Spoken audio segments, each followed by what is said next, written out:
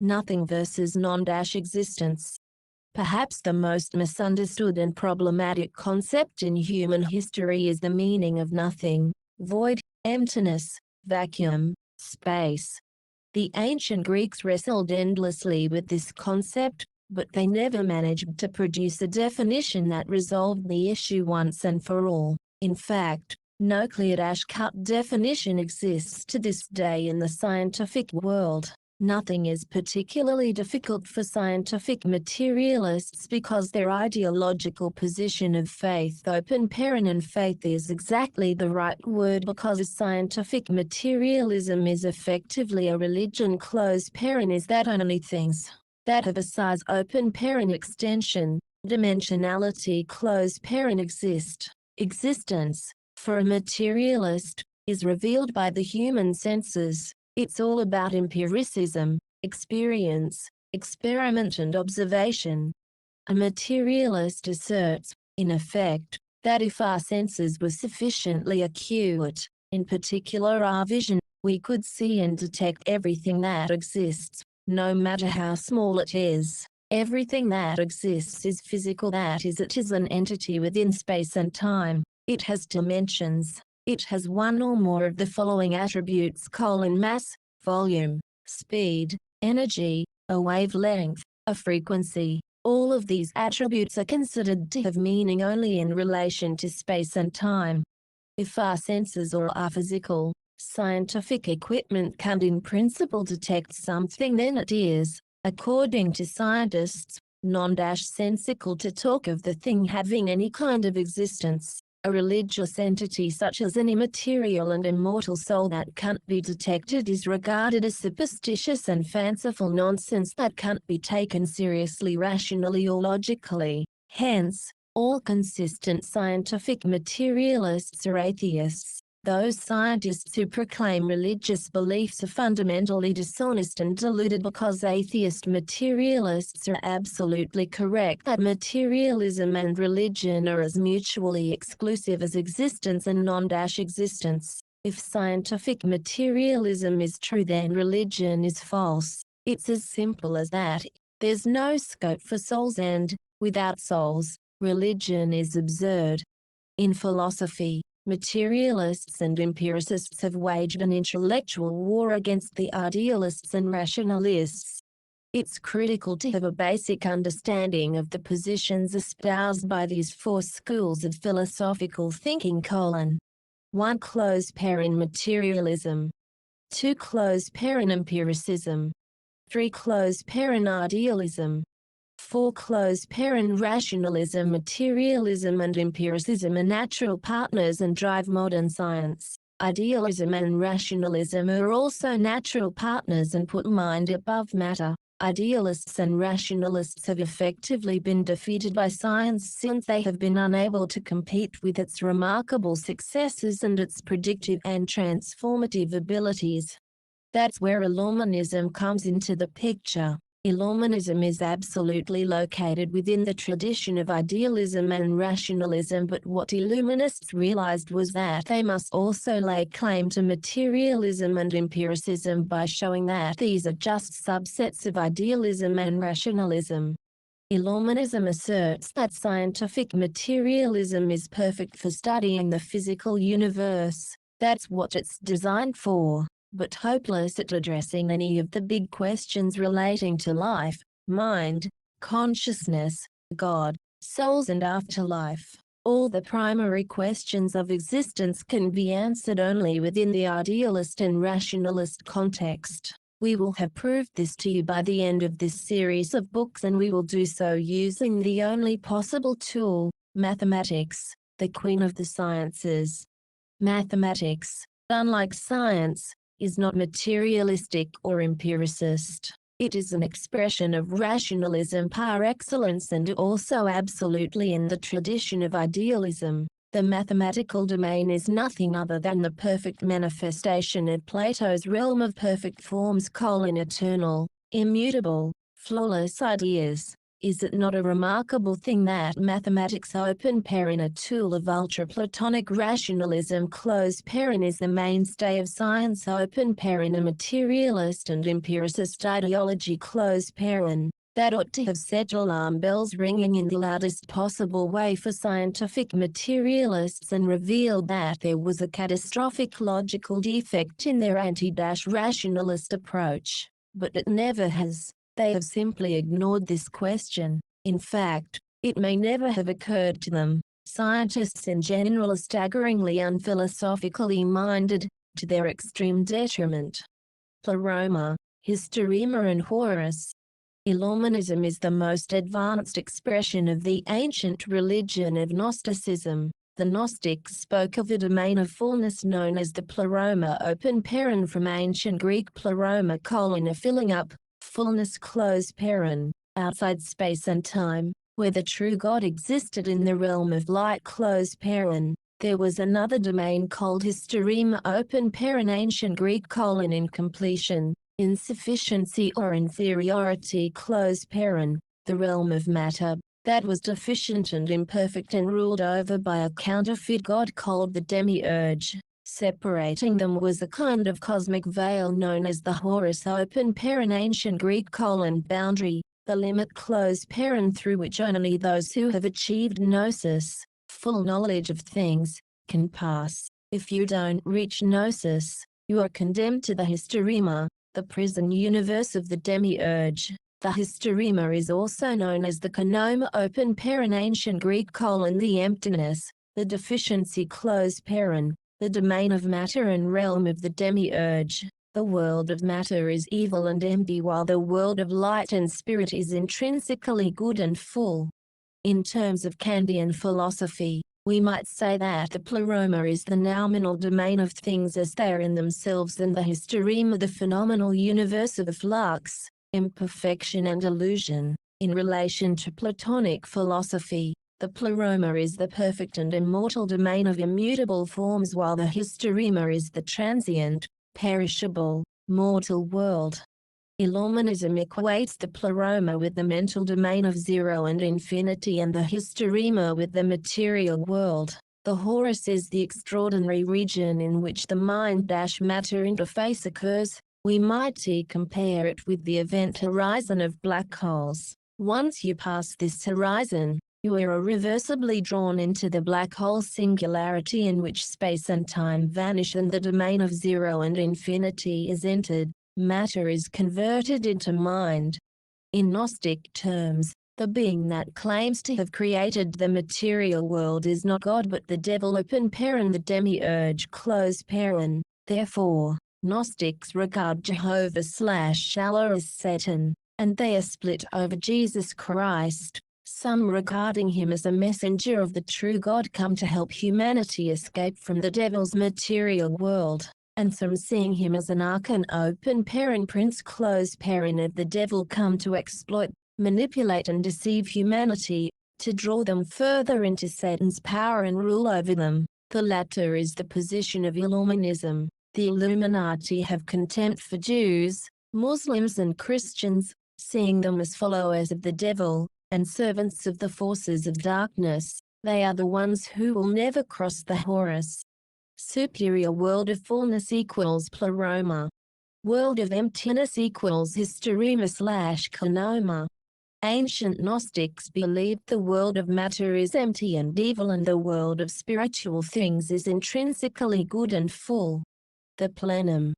Pleroma open paren, ancient Greek close paren equals fullness, completion, whole. Plenum open paren, Latin close paren equals fullness, full, as opposed to void or empty space. In ancient Gnostic metaphysics, the pleroma was understood as the godhood or the primal ground of being. It was conceived as being both unitary and plural. It consisted of a central power, the unknown God, and a set of dynamic powers called eons. In other words, there is both one God and a company of gods in the pleroma, the company of heaven. In Kabbalistic terms, Ein Sof, or the limitless light, is the equivalent of the pleroma. The three veils of negative existence are called colon. Ein colon nothing, the absence of things. Ein Sof colon without limit, infinite space. Ein Sof or colon limitless light. Ein and Ein Sof equals nothing and infinity open paren everything close paren. The clash of these produces a finite positive idea colon light open bracket or close bracket. Light is the compromise between nothing and infinity.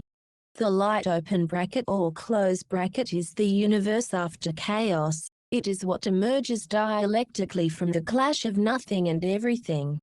Horror of the vacuum, the fear of emptiness. Nature abhors a vacuum. Plenism colon this is the theory first proposed by Aristotle. It states that empty space would always suck in gas or liquids to avoid being empty.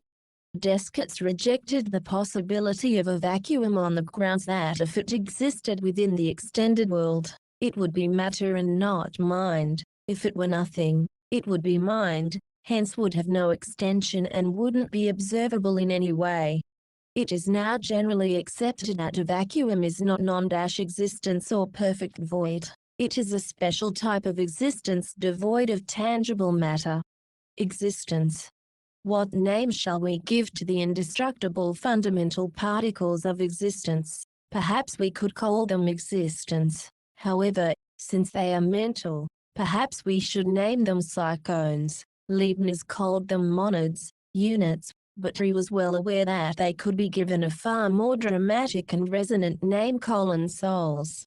What could be more astounding? The universe is made of immortal souls. Souls constitute the actual fabric of existence. Everything is made of souls. Physicists like to say that human beings are made of stardust, but the truth is even more remarkable colon we are made of soul dust. We inhabit soul world. Souls, far from being the strangest and most inexplicable of things, are the basic stuff of existence. They are the least strange them of all, and most fundamental thing of all. Souls, in fact, are the most rationally certain things that exist. Their existence is incontestable because their existence, all that exists are souls and their contents, and they exist in a very precise way colon mathematically. When Descartes first drew a Cartesian graph, little did he know he was drawing soul world. Each apparently bland, innocuous, abstract mathematical point was actually representing a fundamental unit of existence, a soul. When you truly grasp that mathematical points are, ontologically, souls, you have understood all. Of course, mathematics is always taught as an abstraction. It is never taught ontologically, that is, numbers are not explained to be frequencies of energy open paren. Ontologically, numbers are energy, who knew close paren, and, above all, the number 0 is not explained to be a zero-energy container for infinite energy, that is, 0 always contains infinity. Zero energy is, via mathematics, at one and the same time infinite energy. 0 contains all numbers. If you invert 0 open paren divide by 0 close paren, all the numbers of existence pour out. This is the ontological truth of 0. This is 0 no longer treated as an abstraction. 0 is the soul, which is why it cannot be detected in the material world, why it cannot be seen, touched, heard, smelled or tasted. Atheists have concluded that the soul is therefore not there at all. They have thereby rationally turned their backs on the ark, the fundamental stuff of existence. Souls, it cannot be emphasized enough, are not inherently conscious. When we talk about the universe being full of souls, we do not mean people, personalities or consciousnesses, or anything like that. In fact, it takes an enormous effort to render a soul conscious, and it is the process of evolution that transforms unconscious minds into conscious souls. The whole universe is evolving, but each psyche/monad evolves at a different rate. A soul should really be regarded as a mathematical potentiality that can become mathematically actualized to different degrees. In chess, a pawn that reaches the other end of the board can be promoted to the most powerful chess piece. the queen open paren, the goddess of chess close paren. The soul is something similar. It is a basic pawn that, if it gets to the other side of a huge and vicious battlefield, the process of life itself, it is promoted to the highest peace of all. God. We are all pawns, yet, like any pawn, we have it in us to be heroes that cross the widest abysses, achieve the most astounding things, and become divine. But that is the fate of very few pawns. Most muddle along in eternal mediocrity, never understanding their own potential, believing in other gods rather than in their own inner godliness. In chess, every pawn is a potential queen, yet there is a queen already on the board. Most pawns go through life worshipping the queen that's already there, the prevailing power, rather than seeking to become queens themselves.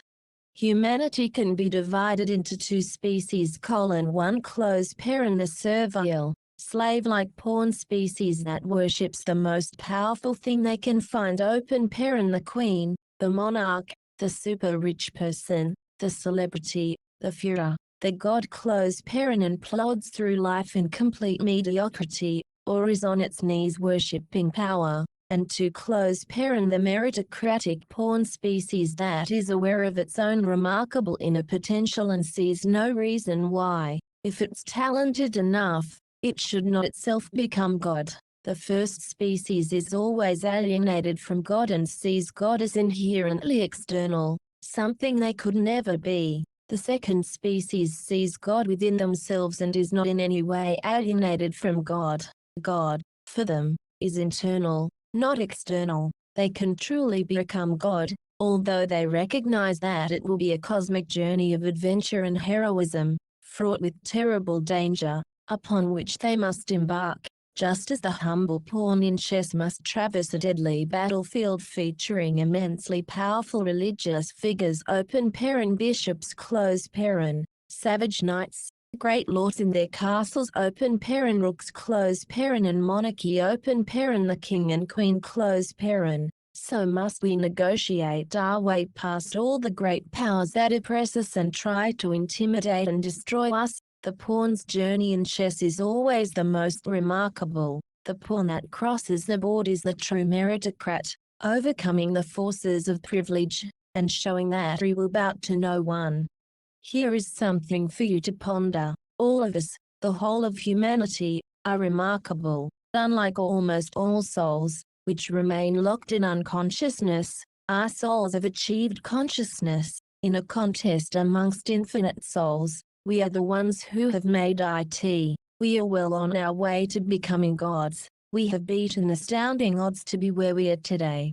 You may not realize this, but you are already the most stupendous of miracles. You are so miraculous that it is astounding that you are here at all. You may be 1 in 600 million. Male ejaculate can contain as many as 600 million sperm. Only one of those was you, open paren, or, actually, half of you. Your father provided the sperm, half of you, and your mother the egg, half of you close paren. All 600 million might have failed to impregnate your mother's egg, or any of the others, hypothetical brothers or sisters, might have made it instead of you. But, no, you were the one who ventured through the ultimate assault course, because a woman's body regards male sperm as an alien entity that must be destroyed, just like some virulent infection, and you succeeded where all the others failed.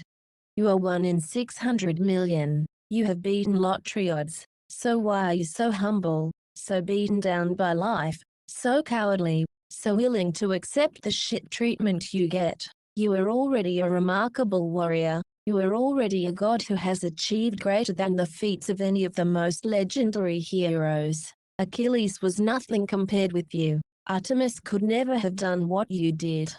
Live up to what you have already achieved. Make your life the reflection of the supreme struggle you endured and over which you have triumphed. Remember, 1 in 600 million. Now you must do the same thing in this world of 7 billion souls. Can you be one of the top 10 human beings who shaped human destiny? Why not? Who's holding you back except yourself? We all belong to the Lucky Sperm Club. We have all beaten staggering odds. The alternative Big Bang theory. What is the arc? In mathematical terms, it is an infinite set of dimensionless points. In philosophical terms, it is an infinite number of transcendental egos/selves/monads/unconscious minds. In religious terms, it is an infinite number of unrealized souls waiting to become conscious, potential souls striving to become actual. Open-parent scientific materialism denies the existence of points that exist outside space and time, hence science searches for tiny, indivisible one-dimensional strings that do exist in space and time. Mathematically, before the Big Bang, all of these dimensionless points existed together as a single point. We can define this state mathematically by using the Dirac delta function. Wikipedia describes it thus: the Dirac delta function, or Greek letter delta function, is open-parent informally closed-parent a generalized function on the real number line that is zero everywhere except at 0, with an integral of 1 over the entire real line. The delta function is sometimes thought of as an infinitely high, infinitely thin spike at the origin, with total area 1 under the spike, and physically represents an idealized point mass or point charge. Theoretical physicist Paul Dirac introduced it. In the context of signal processing, it is often referred to as the unit impulse symbol open-parent or function closed-parent. The Dirac delta function is the limit open-parent in the sense of distributions closed-parent of a particular sequence of Gaussians. The Dirac delta function assigns a value of 0 to the function at all points other than 1, at which it has an infinite value. It is defined as having an integral of 1. We can interpret this on a cosmic scale as meaning that it contains all of existence. This is the monadic singularity. Philosophically, this function is a monad comprised of infinite monads, or an absolute ego comprised of infinite egos. It is Hegel's just open-parent mind/spirit closed-parent in its most basic state. It is Kant's nominal universe. It is the nominal rule of Schopenhauer.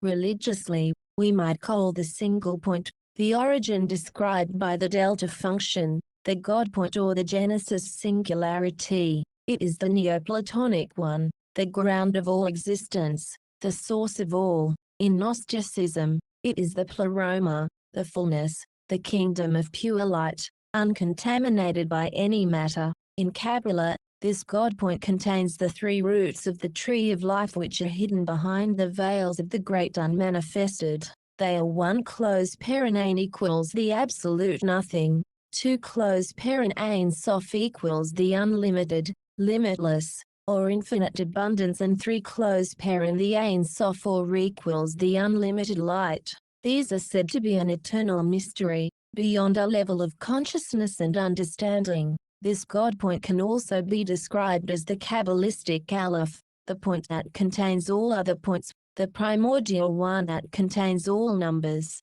It is pure mind. Some people call it inner space or hyperspace. It is not a consciousness, yet it feels, it experiences, it has thoughts, it has a will. Above all, it has a drive to actualize itself, to transform infinite potential into infinite actualization, to become perfectly conscious, to become God.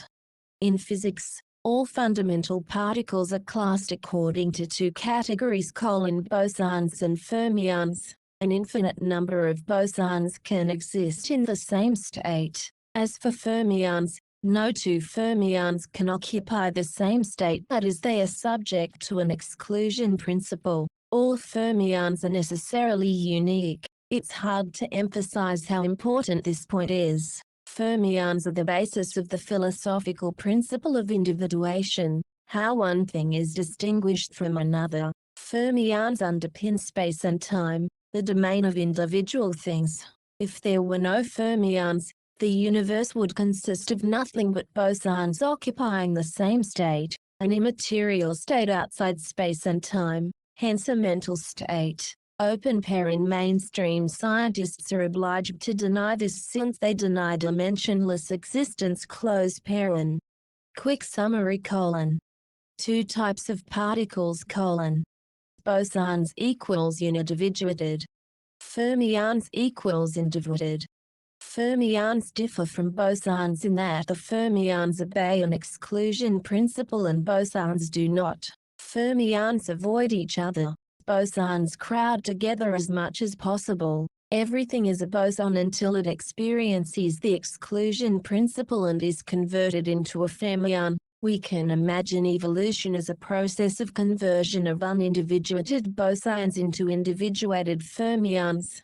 What are space and time? They constitute the domain in which indistinguishable monadic bosons are converted into individuated monadic fermions. Individuated monadic fermions provide the essential platform for the physical universe.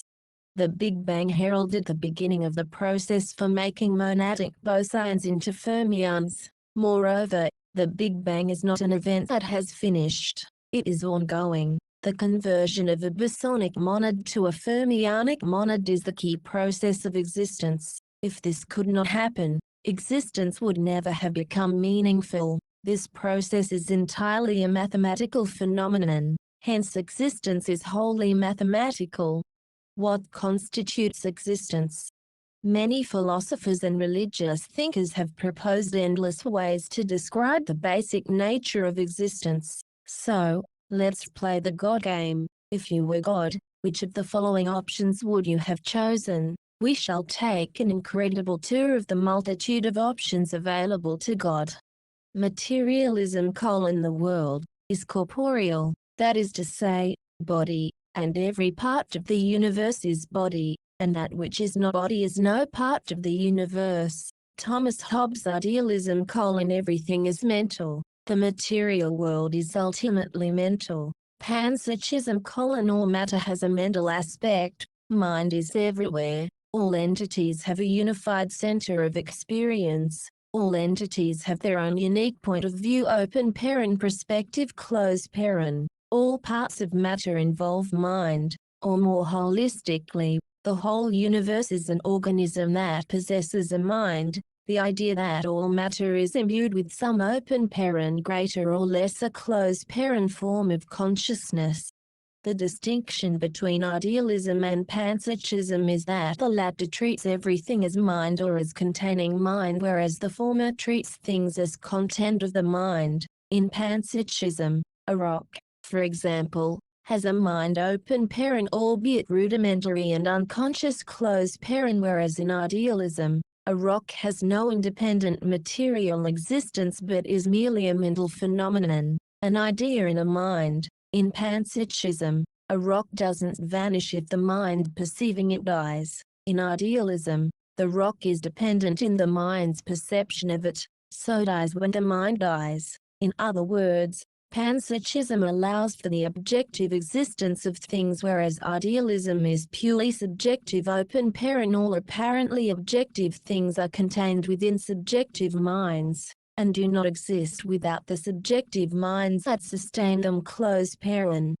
Illuminism agrees with idealism that mind and not matter is the basis of reality, but Illuminism is fundamentally an expression of panpsychism.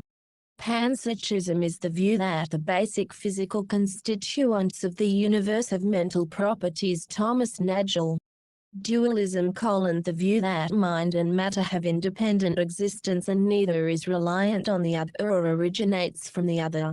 Panpsychism is sometimes seen as dualist since it attributes mind to matter, thus acknowledging the objective existence of matter, and regards everything as having both mental and physical properties. In Illuminism, mind and matter are both mathematical, and matter is in some sense solid mind, that is, matter is an expression of mind. It has different mathematical characteristics. Above all, the number 0 is excluded from material existence yet defines mental existence.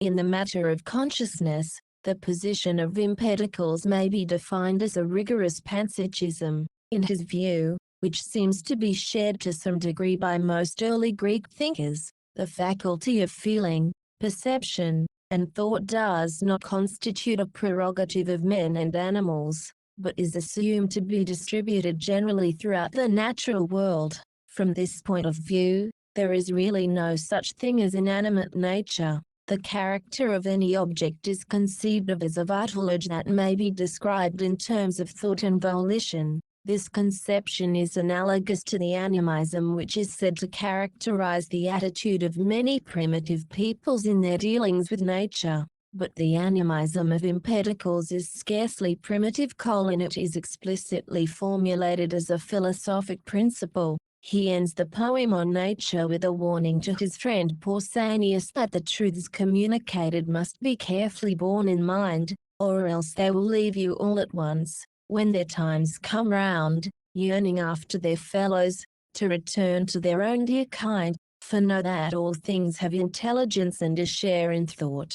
This statement implies a systematic parallelism between physical objects and mental conceptions. Not only does everything have a share in thought, but every thought is treated like a thing. Apparently Empedocles recognizes no radical distinction between the two, for the constituents of the physical world and our perception of this world are described in the same terms. By earth we behold earth, by water water, by air bright air, by fire, ravaging fire, love by love and strife by gloomy strife. For out of these are all things compounded and fitted together, and with these do they think and feel pleasure and pain. Essays in Ancient Greek Philosophy, edited by John P. Anton with George L. Custis. Reductive panpsychism reduces all material properties to mind. Reductive physicalism does the opposite and reduces everything to matter. Reductive physicalism is essentially materialism. Everything in the world can be reduced analytically to its fundamental physical, or material, basis. All mental states and processes can be reduced to physical states and processes. All organic and inorganic processes can be explained by reference to the laws of physical nature. Illuminism, on the other hand, reduces everything, mental and material, to mathematics and asserts that all organic and inorganic processes can be explained with regard to mathematical laws of existence. Neutral monism. This is the view that the mental and the material are two different perspectives of the same underlying thing, which is itself neutral, that is neither physical nor mental. So, this stance rejects the view that the mental and the physical are two fundamentally different things and asserts that there is only one fundamental stuff in the universe. Hence why it's a monism. Neutral monism was first propounded by Spinoza, who proposed that mind and matter were two attributes of God. The underlying monism. Although Spinoza's view might better be called dual-aspect monism. In strict parlance, neutral monism should be distinguished from dual-aspect monism, which holds that all existence consists of one kind. Hence monism. A primal substance, which in itself is neither mental nor physical, but is capable of distinct mental and physical aspects or attributes that are two faces of the same underlying reality in their one substance. The theory's relationship to neutral monism is ill-defined, but one proffered distinction says that whereas neutral monism allows the context of a given group of neutral elements to determine whether the group is mental, physical, both, or neither, double-aspect theory requires the mental and the physical to be inseparable and irreducible. Though distinct. Wikipedia. Schopenhauer, like Spinoza, is a dual-aspect monist. In Schopenhauer's philosophy, there is only one substance. But it manifests itself physically. Phenomenally. And mentally. Nominally. With each being the flip side of the other. Illuminism might be considered a dual-aspect monism. Mathematics is the ground of existence. The monism. And takes the form of infinite mathematical points, inbuilt with the laws of mathematics. Since a monad is a rudimentary mind, Mind and mathematics are intimately connected. Mind can be considered as subjective mathematics, how it feels to be a mathematical entity, the inside perspective, the inner experience, while matter is objective mathematics, subject to the laws of what humanity calls science. Subjective mathematics is the within of mathematics, while objective mathematics is the without. It is a primary axiom of Illuminism that all of the fundamental units of existence are subjective when experienced internally and objective when viewed externally. Everything is a subject to itself, but an object to everything else. If a subject acquires a body open paren as in a human being closed paren, then that constitutes its objective presence in the world, while the mind is its subjective presence. William James also developed a neutral monist view, and is perhaps the classic expression of that view. Bertrand Russell said, James's view is that the raw material out of which the world is built up is not of two sorts, one matter and the other mind, but that it is arranged in different patterns by its inter-relations, and that some arrangements may be called mental, while others may be called physical. Panpsychism can be readily combined with neutral monism. Illuminism is the stance that mathematics is the basis of mind and matter, hence mathematics is the neutral monism in that sense. Each mathematical point is regarded both as a unique mind and as fundamental building block of the material world. Open paren. Many of these definitions flow in and out of each other or form a continuum rather than clear-cut distinctions. Closed paren. Holism: the view that the whole universe is an organism that possesses a mind, equivalent to a certain view of panpsychism. Animism: open paren, from Latin anima, soul, life, mind, breath, similar in concept to Greek words such as psyche and pneuma. Closed paren: the view that all things have a soul, all animate and inanimate objects possess individual, innate souls. The hypothesis, first advanced by Pythagoras and later promoted by Plato, that an immaterial force animates the universe. Open paren. The world soul. Closed paren. Animism is the belief that non-human entities are spiritual beings, or embody a life-principle. In this view, there is no separation between the spiritual and physical worlds. Souls/spirits exist not just in humans, but also in all other animals, plants, rocks, and all natural phenomena. Thunder and lightning have souls. Mountains, rivers, woods, stars, planets, galaxies, black holes, they all have souls. The universe is a vast network of ensouled creatures, personalized supernatural beings. Open paren, or souls. Closed paren, occupy all objects and govern their existence. Just as a human body is said to have a soul, all bodies of any type at all, open paren, including inorganic bodies, closed paren, also have souls, although of very different mental character. Animism is the view that spirits inhabit the universe in all of its parts.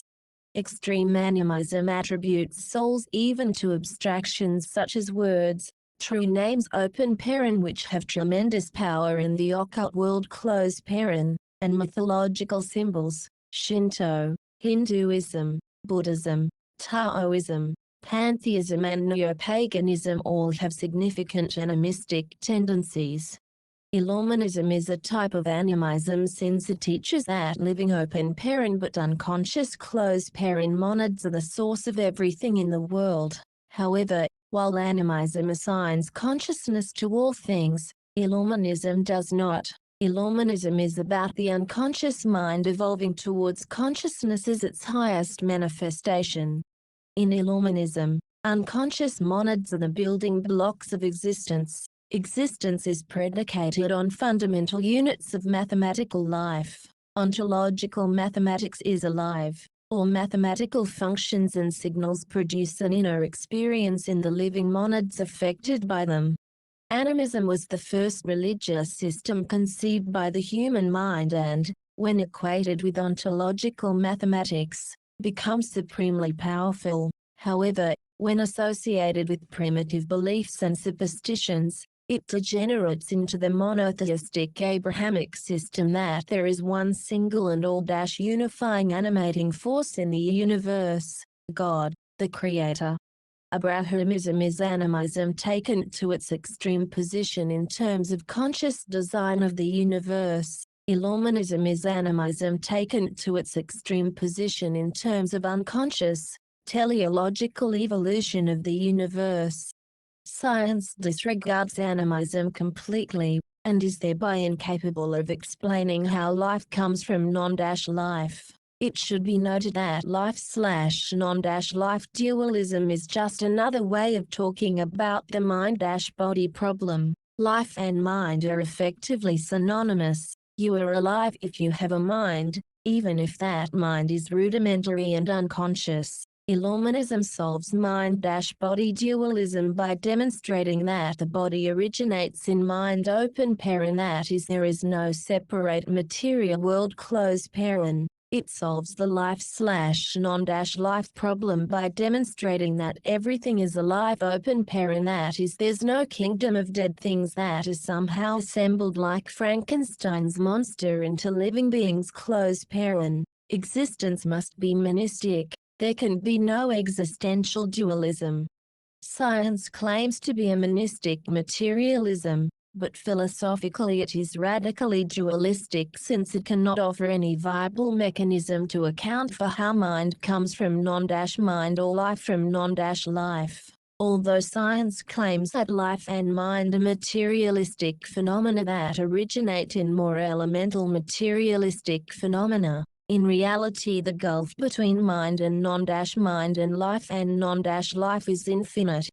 Descartes' philosophy failed because of its dualism. Either matter must be fully explained by mind, or mind by matter. Illuminism is the proof that matter is ultimately mental and not physical. Science, on the other hand, has wholly failed to prove that mind is ultimately material. Animatism: all animate and inanimate objects are infused with a single common life force, ascribing consciousness to animate and inanimate objects. The belief that inanimate objects in nature have a consciousness and personality, but not an individual spirit. Animism, on the other hand, is the belief that inanimate objects in nature have a consciousness and personality and an individual rather than collective spirit/soul. Totemism, from the Ojibwe word ototman, meaning one's brother/sister kin. The belief that humans have kinship or a mystical bond with a spirit-being, such as an animal, a plant, a geographical feature, for example a mountain, stream, plain, forest or cave. The entity, the totem, interacts with a given kin group or an individual, serving as their emblem or symbol and offering them protection, health, happiness, assistance and abundance if they do right by it. Totemism is a personalized form of animism. Hylozoism, from the ancient Greek hylo, matter, literally wood, and zoe, life, alive, living. The philosophical doctrine that all material things possess life, the view that all things have a soul or are alive, the doctrine that life is a property or derivative of matter, or that life and matter are inseparable, the view that all matter including the universe as a whole is in some sense alive. Inanimate matter has latent powers of abiogenesis. How living things arise from non-living material. Hylozoism was a doctrine of early Greek philosophy that all matter has life, that life is inseparable from matter, that all matter is intrinsically linked with life, that the material universe is essentially alive. Hylozoism, matter possessing life. And panpsychism, mind in everything, including matter. Have much in common. The first stresses the importance of matter. There can be no life without matter. Living matter can exist without mind. The second stresses the importance of mind. There can be no life without mind. Living mind can exist without matter. Animism, The idea that all matter is possessed of spirits is another variation. Hylozoism tends to describe a single life force pervading matter, while animism points to many independent life forces within matter, and panpsychism can go either way. Stoicism was rather hylozoistic. Aristotle's philosophy was midway between hylozoism and animism, with form taking the role of the spirit that inhabited matter. In contrast with modern scientific materialism, hylozoism asserted that life was a basic feature of matter. In scientific materialism, mechanistic scientific laws replaced the life in matter. With Descartes, science became mechanistic open paren. Hylozoism was killed off closed paren and life was transferred to a separate mental domain. Previously, matter and mind had always been directly connected. After Descartes, they were completely separate and it wasn't clear at all how they could interact. Thus it was Descartes who fully gave birth to scientific materialism, though that was never his intention. He was a great champion of the soul, but that part of his thinking was simply dismissed by the scientific materialists. Thales, the first recognizable philosopher, taught that water was the ark, the basic substance of existence, and that all things were full of gods. Putting the two together, we arrive at the position of hylozoism that matter open paren water closed paren is alive open paren full of gods closed paren. Thales's position can also be viewed in terms of panpsychism, mind is in all things, and animism, everything is alive and possessed of individual spirits open paren full of gods closed paren. Thales was clearly no scientific materialist, that is, those who believe that life and mind are emergent properties of matter, but are not actually inherent in matter.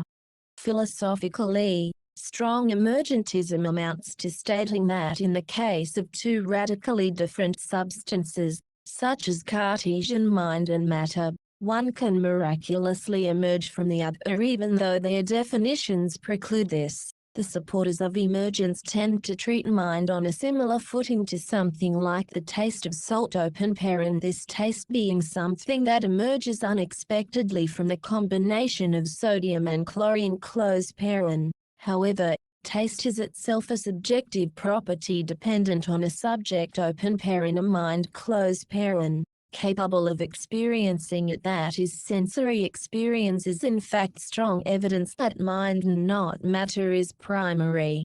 Anaximenes of Miletus regarded air as the universal animating principle open paren that is full of life/mind/spirit closed paren. Heraclitus taught that it was fire open paren, or energy as we might say today closed paren. The Stoics believed that a rational world soul open paren logos closed paren informed all things in the world. With Anaxagoras, a subtle change takes place. Wikipedia describes his position in this way: all things have existed from the beginning, but originally they existed in infinitesimally small fragments of themselves, endless in number and inextricably combined. All things existed in this mass, but in a confused and indistinguishable form. There were the seeds open paren, spermata closed paren, or miniatures of wheat and flesh and gold in the primitive mixture, but these parts, of like nature with their wholes, had to be eliminated from the complex mass before they could receive a definite name and character. Mind arranged the segregation of like from unlike. This peculiar thing, called mind open paren nous closed paren, was no less illimitable than the chaotic mass, but, unlike the logos of Heraclitus, it stood pure and independent, a thing of finite texture, alike in all its manifestations and everywhere the same. This subtle agent, possessed of all knowledge and power, is especially seen ruling in all the forms of life.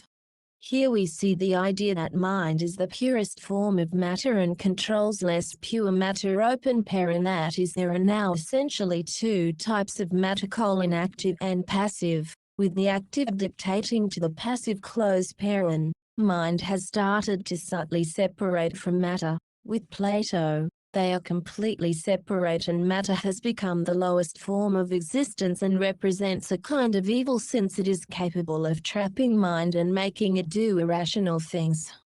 So, mind open parent, life closed parent, and matter were once regarded as one, but gradually they started to be treated as somewhat separate and dull. With Descartes, their difference was radical and rendered mathematically precise: non-extension open parent mind closed parent versus extension open parent matter closed parent. Idealists then treated mind as the true reality, while materialists made matter the true reality. Marxist dialectical materialism represents a kind of halfway house because matter is given a teleological spin.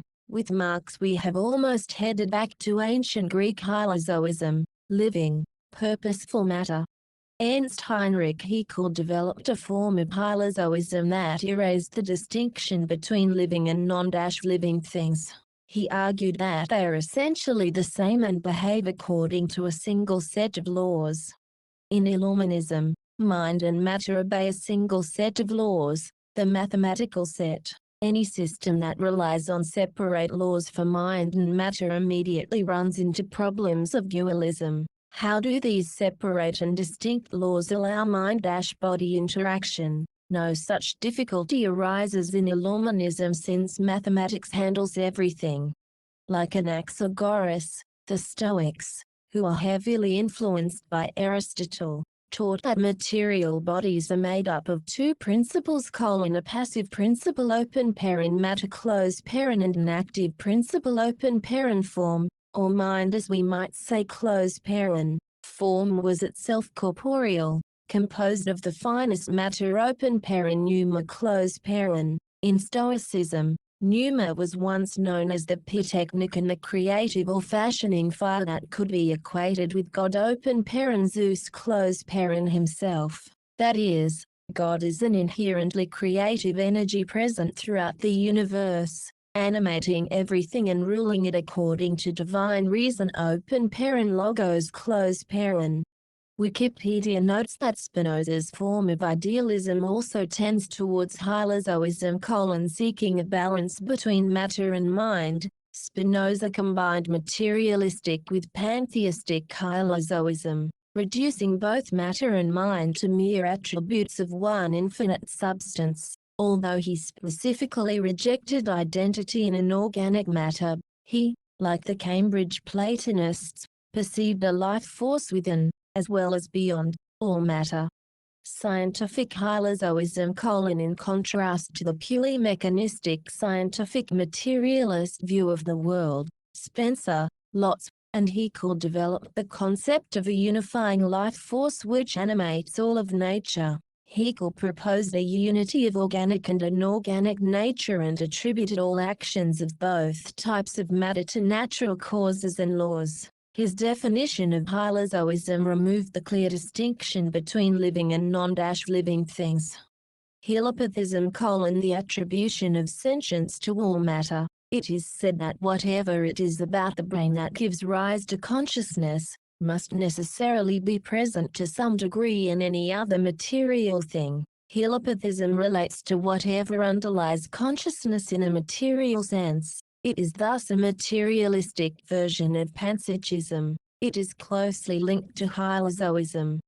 Helopathism: the doctrine that matter is God, or that there is no God beyond matter and the universe open parent, which is similar to pantheism closed parent. Stoicism: the Stoics held a view of God reminiscent of that of Heraclitus. God was both fire open parent active energy closed parent and logos open parent reason closed parent, diffused throughout the universe. The Stoics believed that what God is for the universe, the soul is for man, that is a human being is the universe on a small scale: a microcosm. Man is an image of God. Of course, if the rational laws of the universe are present in the individual, he can then work out the laws of the whole universe. In Leibniz's monadology, the whole universe can be understood on the basis of a single monad. In Stoicism, God is the soul of the world and the world is a living organism. God fills and penetrates it and rationally rules every part of it. The human soul is a fragment of the universal divine force, yet not completely sundered from the parent stock, that is, we are all part of God. The city of Zeus, the perfect city, ruled according to perfect reason. All citizens work in perfect rational harmony, striving towards the common good. For the Stoics, the human soul is a mixture of air and fire. This mixture is highly refined similar to ether. Its vital heat, the pneuma permeating the human body, is a portion of the divine pneuma that permeates and rules the cosmos. The human soul is therefore a portion of God within us. We are all part of God, and we are all endowed with God's reason and intelligence, if we did but put our minds to it.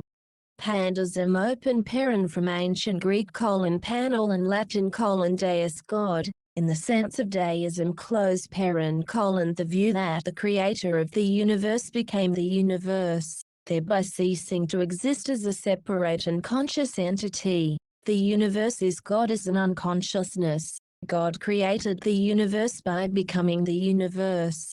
Pandeism says that God created the universe then disappeared into it hence why he does not seem to interact with the universe even though he created it. He has actually become it whereas pantheism eternally equates God and nature so there is no concept of the universe being created, nor does the pantheistic universe seem to have any particular purpose since it is merely the continual unfolding of the laws of nature. Pandeism maintains that God was once separate from nature and, indeed, was its creator. He became one with nature because he is a rational God of laws rather than a God of feelings and personal intervention in events. Nature was, in this view, the rational means for God to maximize his rational self-expression. We should not imagine God before creation as a conscious, feeling creator in the manner of the Abrahamic God.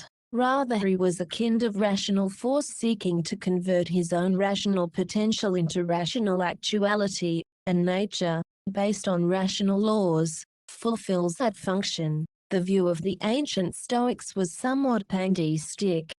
Pantheism from the Greek pan meaning all and the Greek theos meaning God the view that the universe nature and God divinity are identical. Pantheists do not believe in a personal, anthropomorphic or creator God.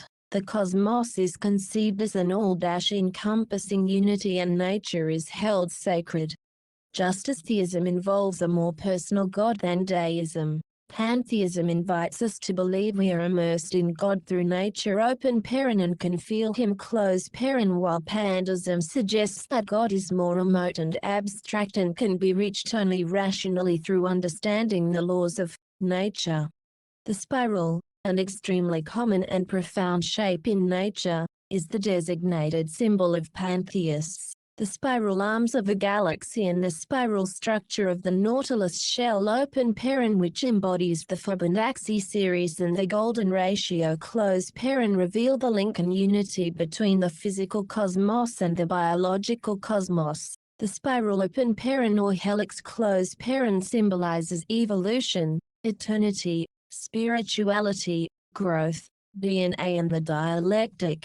Spiral describes a circular pathway evolving in time through space, whereas a spiral has an increasing or decreasing diameter along the medial axis of the spiral. The diameter of a helix such as a DNA molecule is uniformly constant. A spiral is associated with a winding pattern around a cone, while the helix involves a winding pattern around a cylinder. A helix can be considered a special case of a spiral.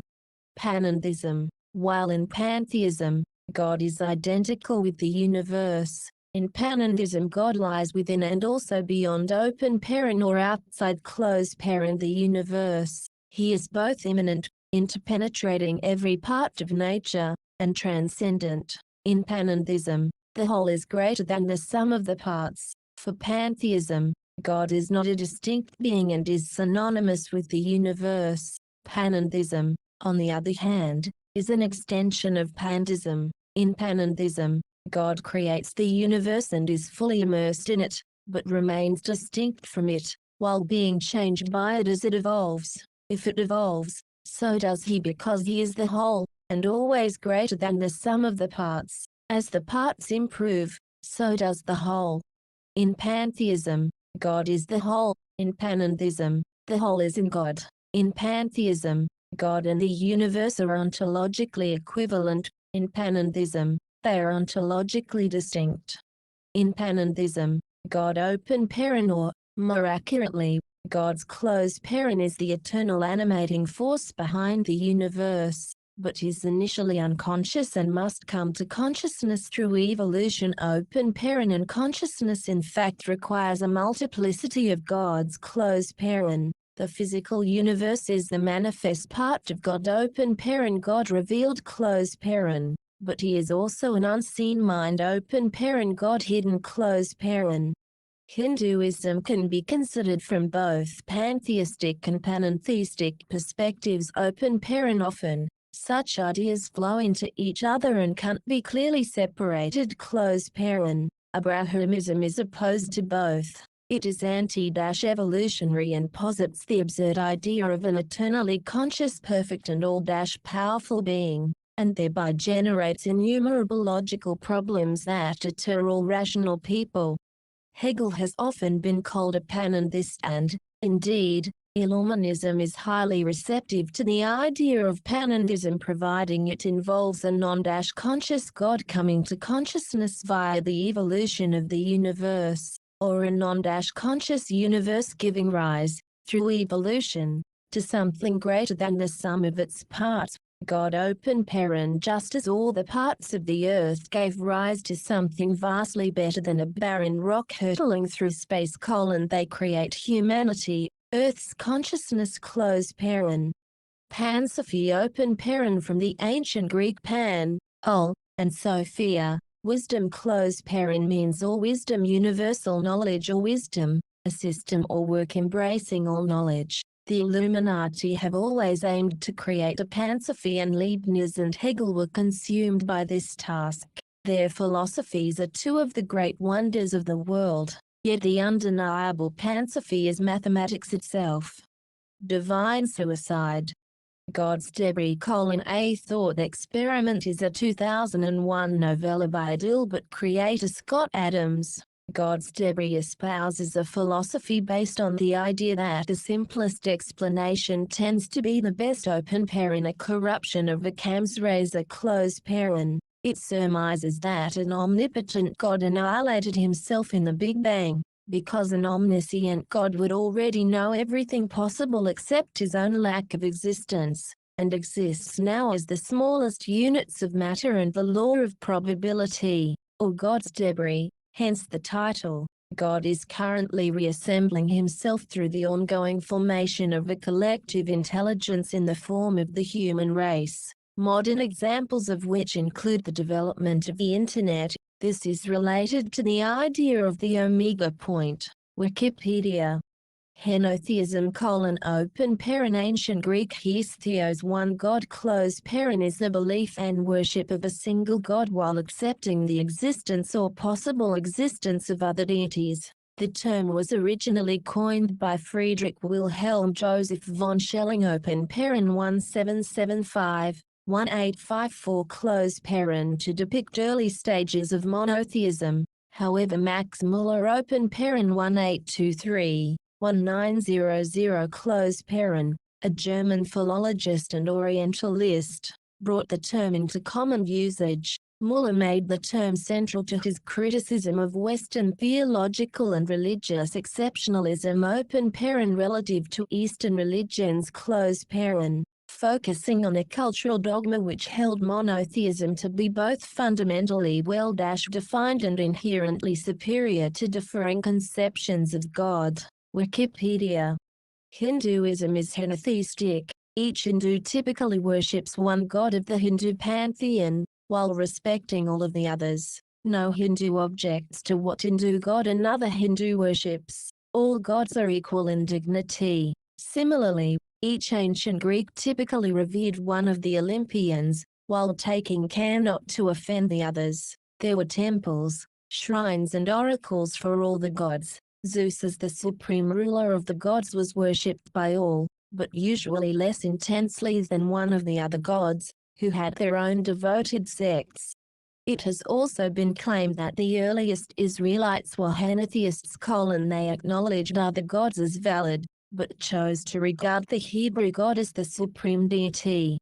Monolatrism from ancient Greek monos equals single and latreia equals worship the recognition of the existence of many gods, but with the consistent worship of only one deity. Judaism evolved from polytheism to monolatrism to monotheism. Monolatrism is a more extreme version of henotheism. While acknowledging the existence of other gods, it is opposed to worshipping any god other than the particular god of the tribe. The Jews, for example, may have accepted the Canaanite gods as real, but warned Jews to worship only the Jewish God. This mutated in time to the monotheistic stance that there was only one God and he was Jewish. Monolatrists might acknowledge the devil as equal in power to God, but prohibit all worship of the devil. Zoroastrianism and Manichaeism are of this ilk. The Amarna period of Egyptian history concerning Pharaoh Akhenaten and his queen Nefertiti is often described as monotheistic, but monolatrist fits better since Akhenaten didn't explicitly deny the existence of all the other gods.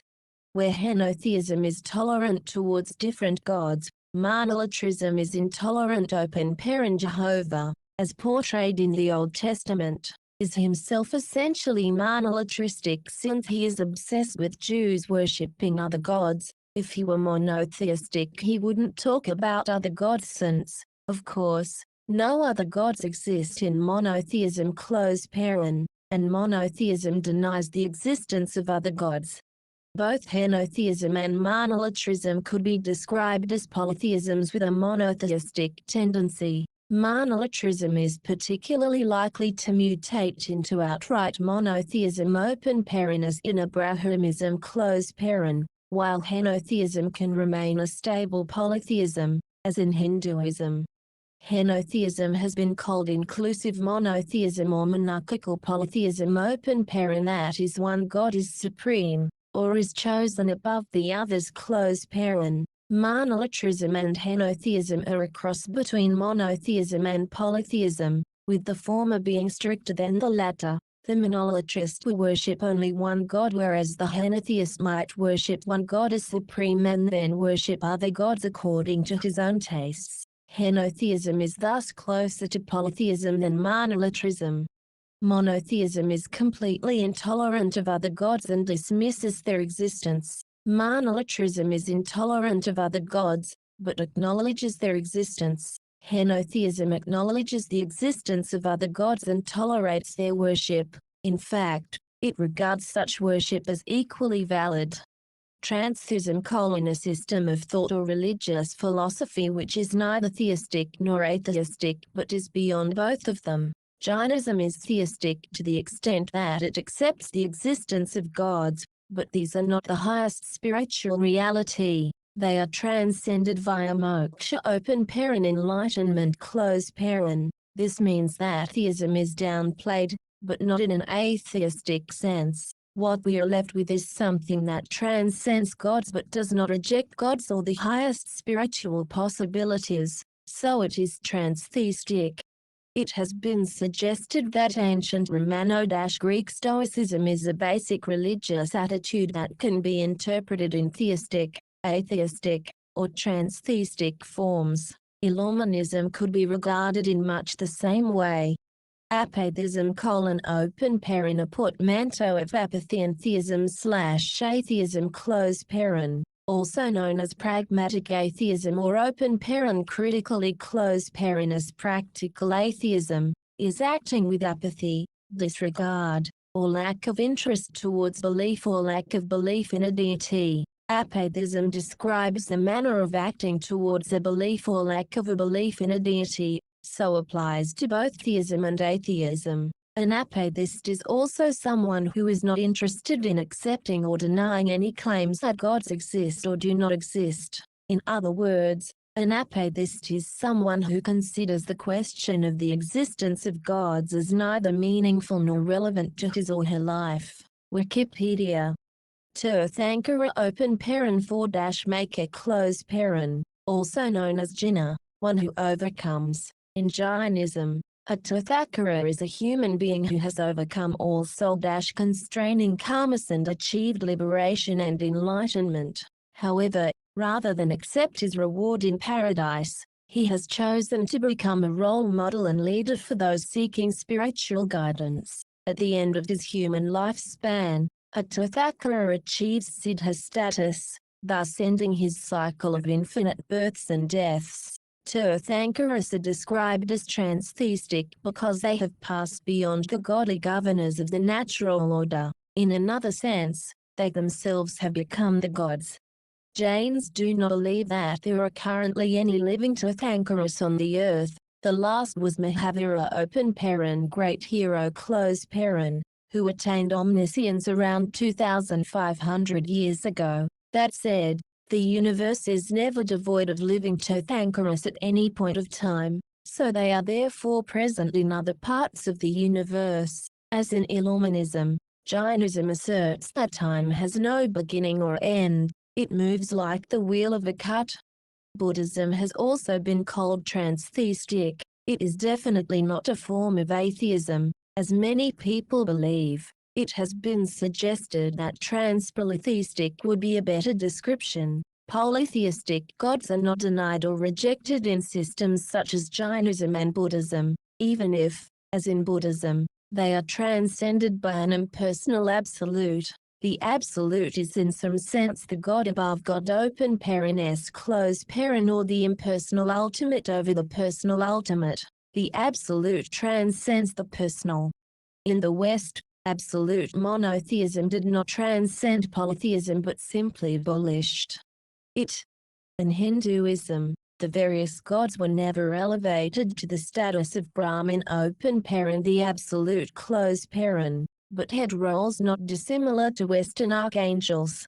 Siddhas in Jainism, siddhas are liberated souls that have reached the ultimate state of salvation and freedom, moksha. They do not have any karmas and nor do they collect any new karmas. They are bodiless, formless and have no passions, therefore, they are free from all karmic temptations. Siddhas have 8 specific characteristics or qualities: 1. Close paren infinite knowledge. 2. Close paren infinite vision or wisdom. 3. Close paren infinite power.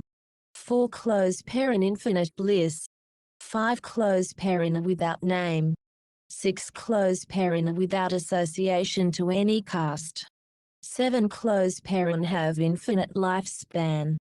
8. Close paren and undergo no change. A siddha has therefore become God. This is extremely similar to Illuminist teachings. Simon Magus constitutes one who has become God. A siddha means one who is accomplished and refers to perfected masters who have transcended the ahamkara open paren ego or I-maker close paren and have transformed their bodies from dense matter into ethereal substance. They have become soul in its purest form. They reside in Siddha-Shila, which is situated at the top of the universe. In terms of the earth, it sounds rather like the fictional Himalayan valley of Shangri-La open paren said to be based on the Tibetan mystical kingdom of Shambhala close paren. It also resembles Siddhashrama open paren from Hindu theology close paren, a secret land deep in the Himalayas where great mystics and gurus live. The Siddhas, the liberated souls who will never take birth again, stay at Siddha-Shila for eternity.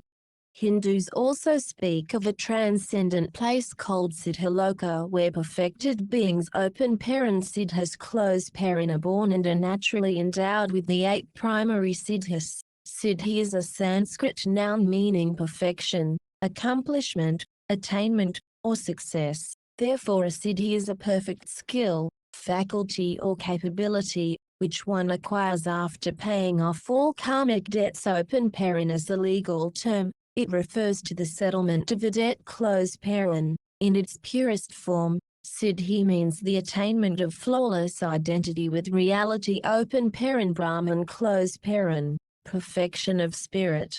Siddhis are usually associated with supernatural powers and magic, involving such things as clairvoyance, levitation, bilocation, becoming as small as an atom or as large as the universe, materialization and dematerialization. Open paren teleporting. Close paren, accessing memories of past lives, knowing everything and remembering everything, etc. The 8 primary siddhis are. Open paren from Wikipedia. Close paren : 1. Close paren, reducing one's body even to the size of an atom. 2. Close paren, expanding one's body to an infinitely large size.